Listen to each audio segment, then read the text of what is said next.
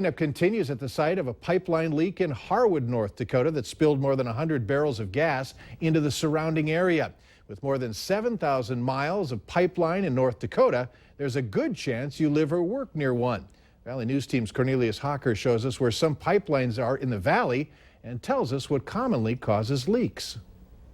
These maps show just a portion of the pipelines that traverse North Dakota. And earlier this week, people out in Harwood got a not-so-friendly reminder that they live near one of them. The pipeline has been plugged, and it is not being used at this time until they make the repair. Harwood Mayor Bill Warwick says crews are working diligently on fixing the problem and knows pipeline leaks like this don't happen too often. The major leak that I can recall is about 20 years ago, and that was north of Harwood, about 3 miles in Brooktree Park. A North Dakota Public Service Commissioner also wants people to know pipeline leaks aren't the norm, but rather the exception. Pipelines are the safest way to move a product. I mean, period. It's safer to move them by pipeline than it is by rail. It's safer by pipeline than by truck, and it's very efficient. So, I mean, pipelines are a very, very safe way to move products.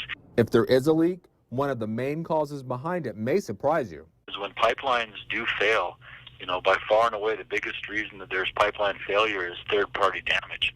For the people who live in Harwood, there's no timetable for when the work will be finished, but their mayor is certain of one thing. Everything is under control. I don't think there's any issues that they need to be concerned with. The only thing that we asked is they try to stay out of the area because there's quite a bit of construction equipment there, and we don't need the extra traffic in the area. In Harwood, Cornelius Hawker, Valley News Live. Magellan Pipeline says no cause for the leak has been determined. Only one home